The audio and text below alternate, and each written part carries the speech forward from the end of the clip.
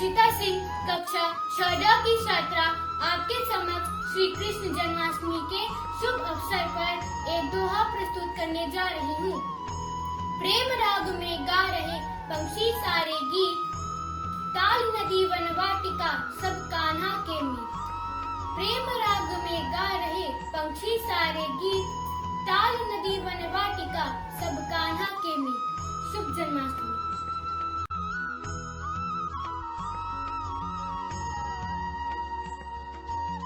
मैं जानवी त्रिपाठी कक्षा 6 से एक दोहा प्रस्तुत करने जा रही हूँ। भोली भाली राधिका भोले कृष्ण कुमार, कुंज गलिन खेलत फिरे ब्रज रज चरण पखार। धन्यवाद।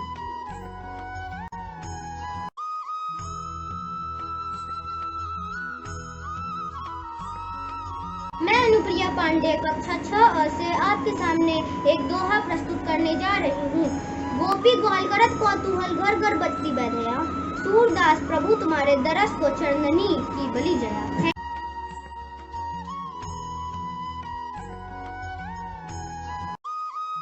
श्री कृष्ण जन्माष्टमी के अवसर पर मैं कक्षा 6 का छात्र आदित्य सिंह आपके सामने एक सुंदर दोहा प्रस्तुत करने जा रहा हूँ। मुख माखन लिपटे दिखे, गोपी पकड़े कान, बाल रूप में सज रहे जैसे कृष्ण भगवान। धन्यवाद।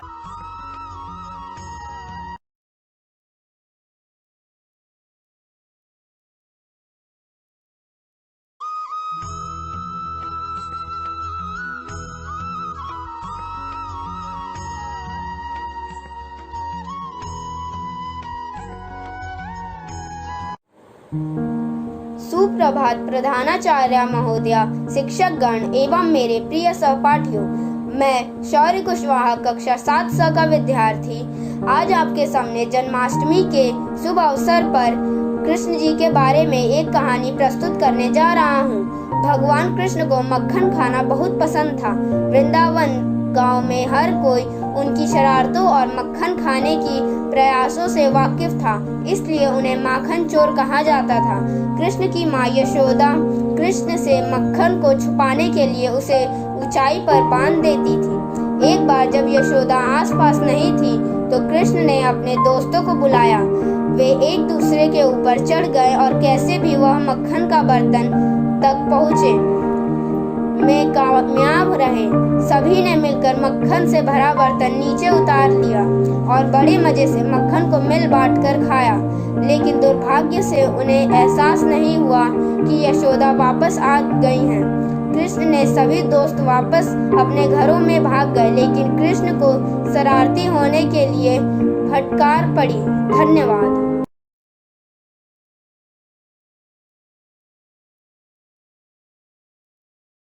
बहुत समय पहले मथुरा में कंस नाम का एक राजा था जो अपने लालच और अन्याय के लिए बदनाम था।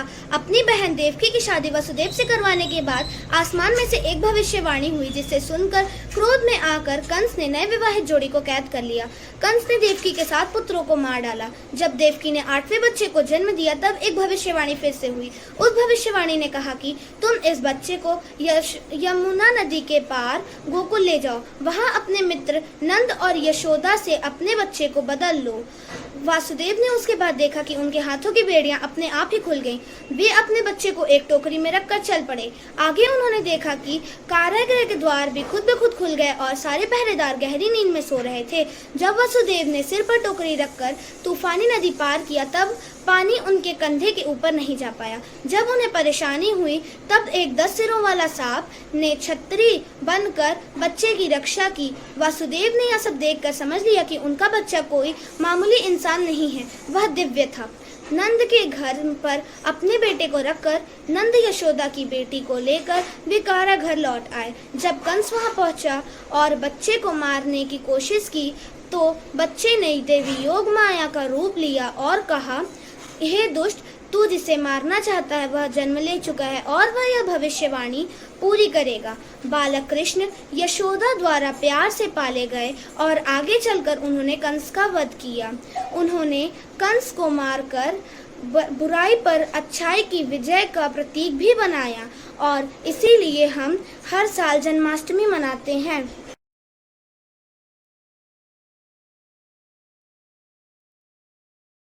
Good morning. morning to the respected principal ma'am, headmistress, teachers, and all my dear friends. Today, I am Shia Jaiswal of 7C, stand here to present a short story of Lord Krishna. A long time ago in Mathura, there was a king named Kans who was infamous for his greed and unfair rule.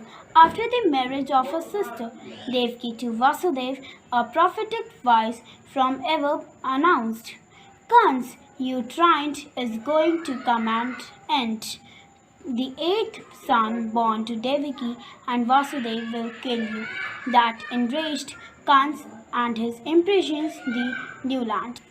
Kans went on to kill 7 of Devaki's children. When she gave birth of her 8th child, the prophetic voice returned and said, Take the child across the river Yamuna to Gokul and exchange him with your friend Nand and Yashoda's newly born daughter. Vasudev looked down to realize his hand has been unchained. He quickly picked up his child and put him in a basket, arrived at the gates to find them opened on their own and the guards asleep. As he crossed the stormy river, the basket upon his head, the water never rose above his shoulder. When he struggled, a 10-headed snake appeared to protect the child from a pouring rain. Vasudev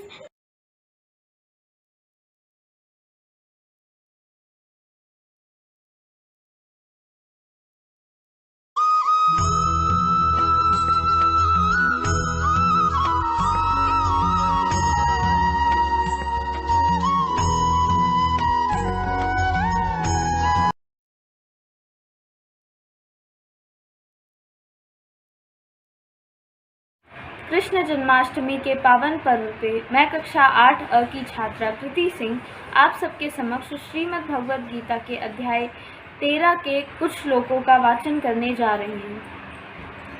ज्योति श्याम पितज् ज्योति अस्तमसः परमुच्यते ज्ञानम ज्ञेयम ज्ञानगम्यम हृदय सर्वस्य विष्ठितम।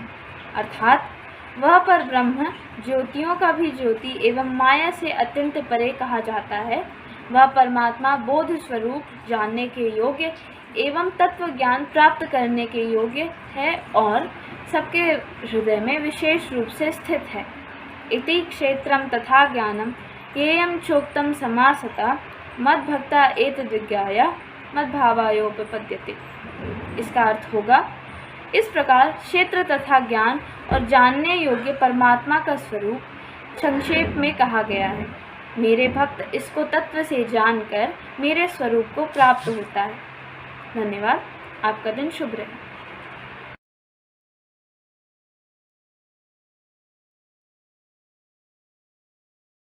प्रभात, मैं आयुषी नागर कक्षा 8D की छात्रा आप सबके समक्ष गीता अध्याय 13 श्लोक संख्या 9 और 24 का गायन करने जा रही हूँ।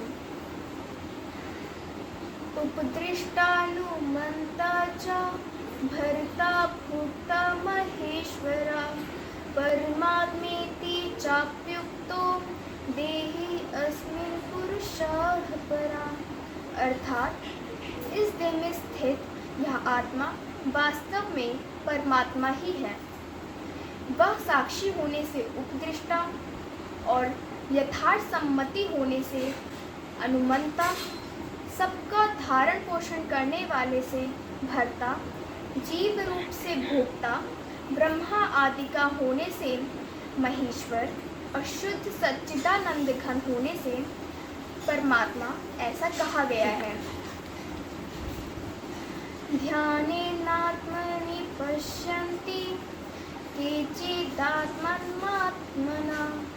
अन्ये सांख्ययोगेन कर्म योगेन चापरे।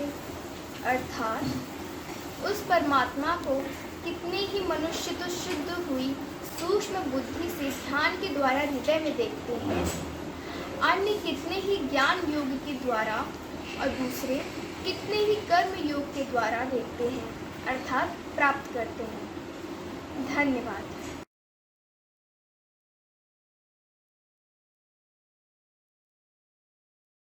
सुप्रभात आदरणीय प्रधानाचार्य महोदया, शिक्षकगण एवं मेरे प्रिय सहपाठियों। मैं प्रांजल यादव, कक्षा 8 का विद्यार्थी, आज आपके समक्ष श्रीमद् भगवद गीता के 13वें अध्याय के श्लोक संख्या 7 एवं 30 का गायन करने जा रहा हूँ। इच्छा द्वेष सुखम दुखम संघातस्य चेतना घृति एतच्छेत्रं समासेन साविकारम उदाहृतम्। अर्थात इच्छा, द्वेष, सुख, दुख, स्थूल देह का पिंड, चेतना और हृति, इस प्रकार विकारों के सहित यह क्षेत्र संक्षेप में कहा गया। यदा भूतं पृथक भावम एकस्थं नुपश्यति तत एव च विस्तारम ब्रह्मा संपत्ति तदा। अर्थात जिस क्षण यह मनुष्य भूतों को पृथक पृथक भाव को एक परमात्मा में ही स्थित तथा उस परमात्मा से ही संपूर्ण भूतों का विस्तार देखता है, उसी क्षण यह सच्चिदानंद घन ब्रह्मा को प्राप्त हो जाता है। धन्यवाद।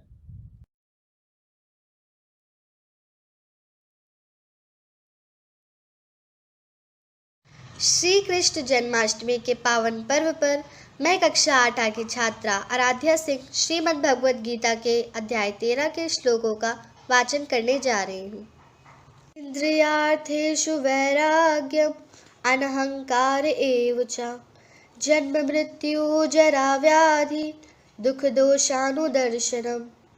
इसका अर्थ है कि इस लोक और परलोक के संपूर्ण भोगों में आसक्ति का अभाव और अहंकार का भी अभाव, जन्म, मृत्यु, जरा और रोग आदि में दुख और दोषों का बार बार विचार करना।